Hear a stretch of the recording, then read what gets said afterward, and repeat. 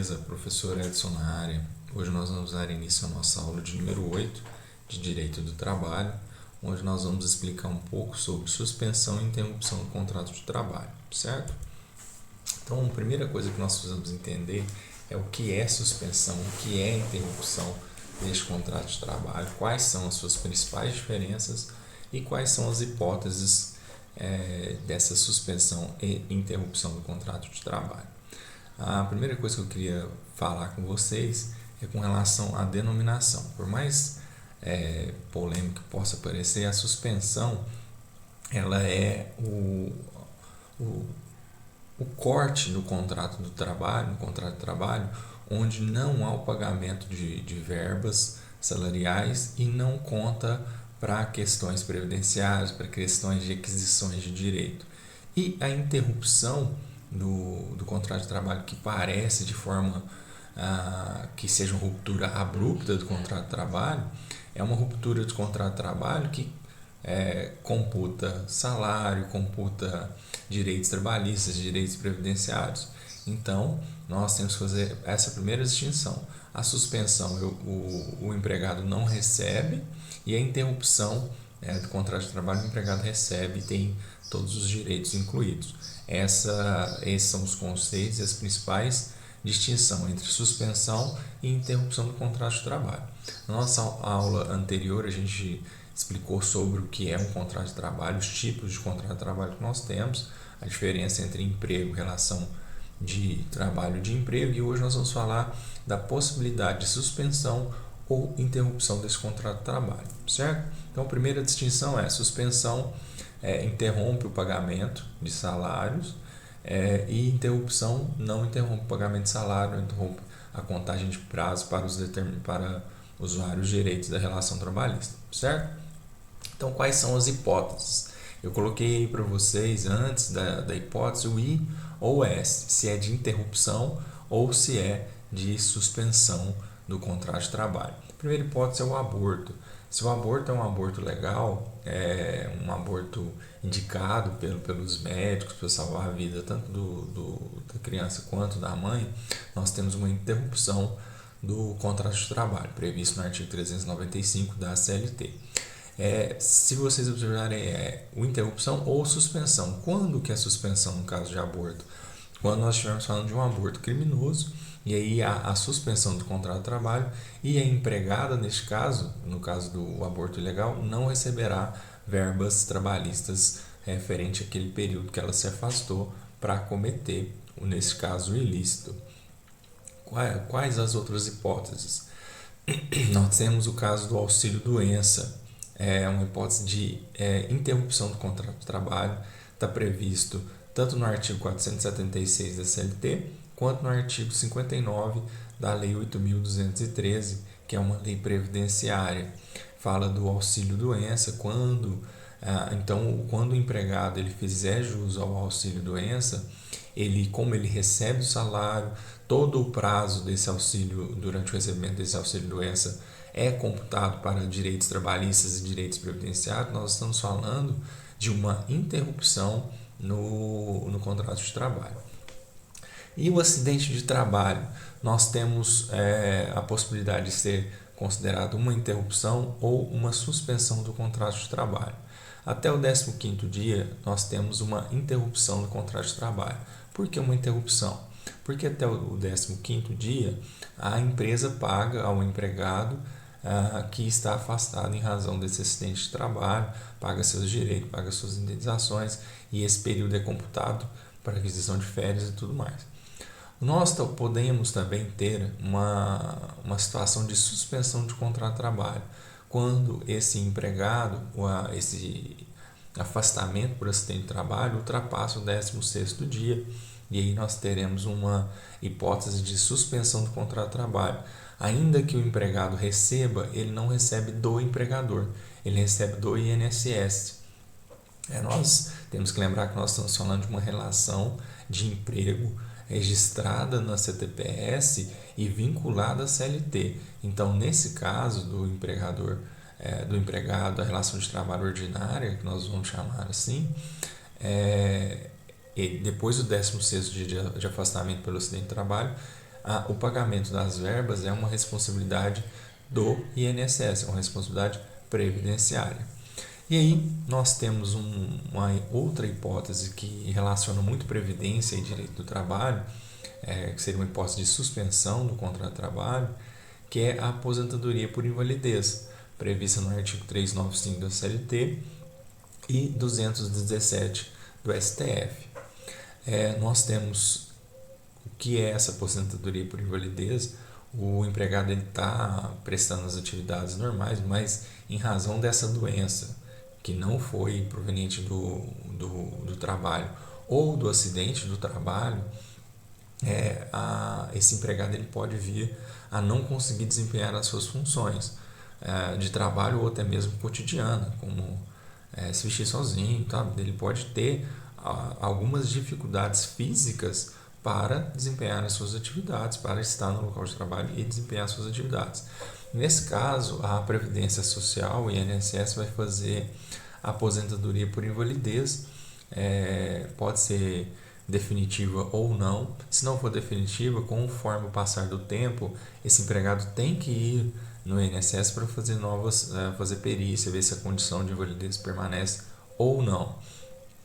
Durante esse período, nós temos uma suspensão do contrato de trabalho, porque o empregador não é o empregador que paga essa aposentadoria por invalidez, é o sistema previdenciário. E essa aposentadoria por invalidez, ela pode persistir até por 5 anos, de acordo com o direito trabalhista. E dentro desse prazo de 5 anos, o empregado ele pode retornar à empresa e pedir de volta as suas funções, o desempenho de suas funções. Mais do que 5 anos, aí a legislação já entende que a aposentadoria por invalidez, que era determinada por determinados períodos de tempo, passaria com mais de 5 anos a ser indeterminada, certo? Nós temos aí a condição do aviso prévio, que é uma hipótese de interrupção do contrato de trabalho. Por que é interrupção? O que é um aviso prévio? Mais à frente a gente vai explicar direitinho como funciona. Mas é quando a empresa, o empregado ou o empregador avisam um ao outro que não vão mais continuar com o contrato de trabalho. Durante esse período de aviso, o empregado ele pode sair com 2 horas de antecedência ou com 7 dias antes dos 30 dias finais do seu contrato de trabalho. Para quê? Para procurar um novo emprego, vamos pensar assim. E aí, neste caso, tanto no caso das 2 horas ou no caso dos 7 dias que reduz esses 30, mesmo que o empregado não vá, ele está recebendo o seu salário e todos os direitos trabalhistas. Então, nesse caso, nós temos um exemplo de interrupção do contrato de trabalho. Nós temos também a hipótese do empregado ser eleito para cargos de direção, que pode acontecer em casos de cooperativa, por exemplo. Acontece bastante de um dos empregados da cooperativa ser eleito no seu quadro de diretores. Neste caso, há uma suspensão do contrato de trabalho, porque ele vai deixar de receber as verbas e os direitos relacionados àquele cargo que ele ocupava. Por quê? Porque ele vai passar a receber uma outra remuneração advinda do cargo eletivo, com um outro regime previdenciário, provavelmente, certo? Nós temos aí a possibilidade de encargos públicos, quando o empregado ele pode representar determinada classe, pode participar de determinados conselhos. Por exemplo, o Conselho da Previdência Social exige que tenha um empregado dentre os representantes da Previdência para decidirem sobre a Previdência Social. Esse empregado que vai ter esse encargo, ele tem o seu contrato de trabalho suspenso por determinado período de tempo e depois ele volta. Por que ele não recebe nada da empresa? Porque provavelmente ele vai receber do órgão público referente ao encargo que ele ocupa. E nós temos casos de interrupção, hipóteses de interrupção do contrato de trabalho, que são obtidos pelas faltas aos serviços. E essas faltas são interrupções. Então o empregado ele recebe os seus direitos, e essa interrupção pode acontecer em algumas hipóteses. Nós temos a hipótese da falta ao serviço para o nojo, que seria no caso do falecimento de cônjuge, ascendente, descendente ou irmão do empregado, e ele tem um período de dias para poder, se não me engano são 7 ou 8 dias, para poder se restabelecer e enfrentar todos os procedimentos do luto. Nós temos a falta do serviço referente a, nós chamamos de interrupção, a falta de gala, que é para o casamento, no período de 3 dias. Nós temos a licença paternidade no período de 8 dias, para quando nasce o filho do empregado, sendo ele homem, né? Porque quando for mulher nós temos a licença gestante, que nós vamos falar mais adiante. Nós temos a possibilidade de faltar ao serviço para o alistamento eleitoral, de acordo com a CLT, um prazo de 2 dias, porque entendia-se que em um primeiro dia o empregado iria se alistar e no segundo ele iria buscar o seu título eleitoral. Hoje em dia acontece de forma automática, mas a legislação prevê até 2 dias. Nós temos a possibilidade de faltar ao serviço, que seria um exemplo de interrupção, para doação de sangue, referente a um dia, porque naquele dia da doação de sangue o empregado ele tem que ficar mais quieto, o seu sistema biológico está se refazendo daquela doação que é importante para a sociedade, mas o deixa um pouco debilitado, então ele tem um dia para poder doar sangue. O empregado ele tem também direito a faltar o serviço quando for prestar vestibular, no caso, por exemplo, hoje em dia do Enem, que são em 2 dias. Se o empregado porventura trabalha naqueles domingos do Enem, ele pode sim se ausentar recebendo seus proventos, contando para todos os direitos trabalhistas o dia que ele foi prestar vestibular. Nós temos também a representatividade em organismos internacionais, quando o empregado ele for representar a sociedade, alguma entidade de classe em organismos internacionais, o prazo que durar essa representatividade, nós temos uma hipótese de interrupção do serviço. Nós temos também a possibilidade de ajuizamento de ação, quando o empregado ele vai ajuizar alguma ação trabalhista, quando ele vai participar também de audiências, como ele vai participar do tribunal de júri, durante aquele prazo, basta ele ter uma declaração da justiça que ele estava lá e ele terá não terá descontado o seu dia de trabalho. Como eu falei para vocês, o empregado ele pode ser convocado para participar do Conselho Nacional da Previdência Social. Nesse caso, será um exemplo de hipótese de interrupção do contrato de trabalho, certo? Nós temos algumas outras interrupções de contrato de trabalho. Nós temos as férias, que a cada 12 meses de período aquisitivo, né, o empregado ele tem direito a usufruir de 30 dias de férias. Durante esse período de férias, nós temos de descanso, nós temos uma interrupção do contrato de trabalho, porque o empregado ele vai receber por isso, além dos direitos de férias, de 1/3 de férias, que nós vamos explicar quando a gente estiver falando efetivamente sobre as férias, ele vai receber todos os direitos e mais o salário. Então, nós temos aqui um exemplo de interrupção do contrato de trabalho. Aí nós temos aí, a cada 12 meses, um período de 12 meses da vigência do contrato de trabalho, o empregado terá direito a 30 dias de férias. Se passar do período de concessão das férias, esse prazo de 30 dias ele será dobrado e provavelmente ele receberá de forma remunerada.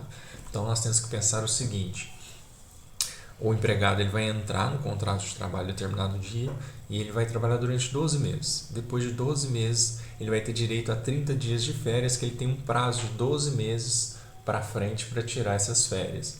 Se essas férias não são pagas, não são tiradas nesse prazo dos 12 meses subsequentes, aí essa remuneração de férias ela será contada em dobro, em vez de 30, 60 dias. E aí provavelmente a empresa terá que pagar 60 dias referente a essas férias, computando 1/3 de férias e tudo mais, certo? Quando que a pessoa perde o direito a férias? Se ela faltar nesse período aquisitivo, nesse período de 12 meses iniciais, por um quantitativo de dias, ela perde. Como assim, professor? Se ela faltar injustificadamente, nós estamos falando de faltas justificadas, nojo, para o casamento, de gala e tudo mais, são de faltas justificadas, doação de sangue, mas tem aquelas faltas justificadas, simplesmente o funcionário não foi trabalhar. Se ele faltar nesses 12 primeiros meses até 5 dias, ele ainda tem direito a 30 dias de férias. Se ele faltar de 6 a 14 dias no primeiro 12 meses aquisitivos, ele vai ter direito a 24 dias corridos de férias. Se ele faltar de 16 a 23 dias, ele tem 18 dias corridos.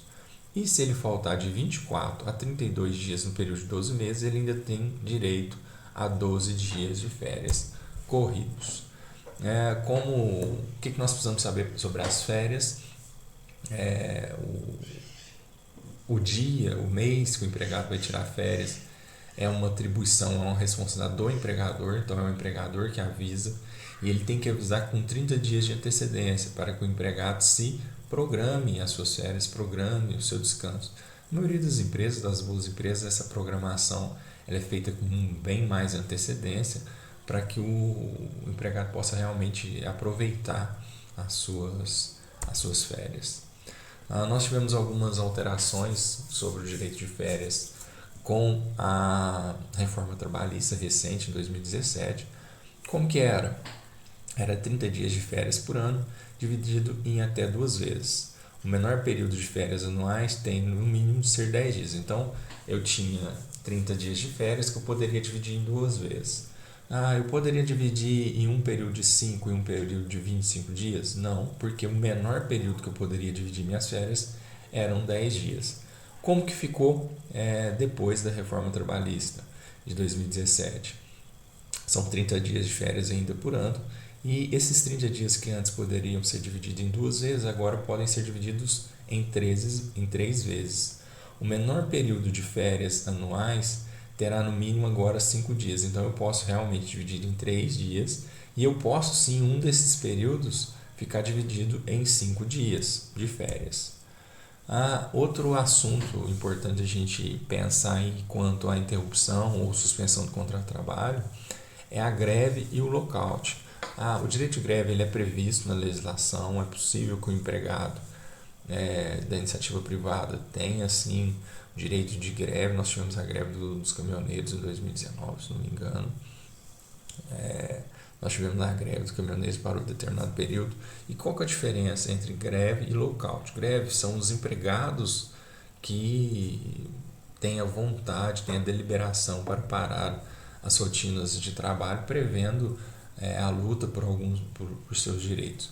O lockout já é uma paralisação feita pelos empresários, pelos empregadores. É uma prática proibida no Brasil, o lockout. E aí questiona-se muito durante a greve dos caminhoneiros se ou foi uma greve dos caminhoneiros ou foi uma greve das empresas de transportadoras, de logística. Então nós tivemos aí essa questão a ser evidenciada. Como que acontecia? Antigamente dependia, vamos supor, determinados empregados entraram em greve. E aí, depois da greve, para que eles voltassem ao trabalho, algumas condições eram pré-estabelecidas. Se o direito que eles pleiteavam seria recebido ou não, seria atendido ou não. E aí, se fossem atendidos, uma das cláusulas que eles colocariam para voltar ao trabalho é que recebessem o período que eles estavam de férias. E se eles recebessem, esse período dessa greve que passou, que já ocorreu, seria interpretada como interrupção do contrato de trabalho. Caso esse período de greve não fosse pago pela empresa, esse período seria denominado suspensão do contrato de trabalho. Hoje em dia há um entendimento majoritário de que a greve é sim uma suspensão do contrato de trabalho, ainda que o direito, o salário daquele período seja pago ao empregado, certo? Então há essa distinção, se houve o repagamento dos dias que ficaram em greve ou não. Hoje a doutrina majoritária entende que independente de pagar ou não os dias de greve, trata-se de uma suspensão do contrato de trabalho. Nós temos aí a condição do aviso prévio, que foi que eu expliquei para vocês, que o empregado ele pode sair 2 horas mais cedo da sua jornada de trabalho para procurar um novo emprego ou 7 dias antes de terminar os 30 dias de aviso prévio. E aí eu queria dizer para vocês que recentemente nós tivemos uma alteração que hoje o aviso prévio ele não é só 30 dias, vai depender da quantidade de anos que a pessoa trabalhou com a empresa, nós teremos uma quantidade de dias de aviso prévio, podendo chegar até 90 dias de aviso prévio, dependendo da quantidade de anos que a empresa que houve essa relação, esse contrato de trabalho. Se um ano, 30 dias, e a cada ano somado nesse contrato de trabalho, nós teremos um acréscimo de 3 dias com relação ao aviso prévio. E aí, beleza, professor? Me explica agora sobre sobreaviso, prontidão e o BIP dos empregados. Então, beleza, nós temos a seguinte distinção a fazer. Sobreaviso é quando o empregado ele fica na sua própria casa, meio que de guarda, caso tiver algum problema na empresa, ele será acionado. Isso pode acontecer por no máximo 24 horas e nesse período, então, por exemplo, você está lá na sua casa, o celular ligado, você não vai sair, você não vai fazer uma viagem longa, você vai ficar atento esperando a possibilidade da empresa te ligar. Durante aquele período de 24 horas, você recebe 1/3 do seu salário normal, da sua hora normal. E nós temos o caso da prontidão, o empregado que fica na dependência da empresa aguardando a sua possibilidade de ser chamado para alguma eventual particularidade do serviço. Nesse caso, o empregado ele fica dentro da própria empresa, dentro das dependências da própria empresa, fazendo rotinas da empresa ou não, fica a critério deles, desse acordo. E durante esse período ele recebe 2/3 do salário hora normal. E aí a questão do BIP e a legislação, a jurisprudência viu a questão do BIP, mas hoje em dia nós temos o WhatsApp. Então o que acontece? As empresas têm chamado os empregados para trabalhar pelo WhatsApp, pelo BIP, como se a empresa entendesse que o empregado ele está de sobreaviso 100% do tempo, e não é bem assim.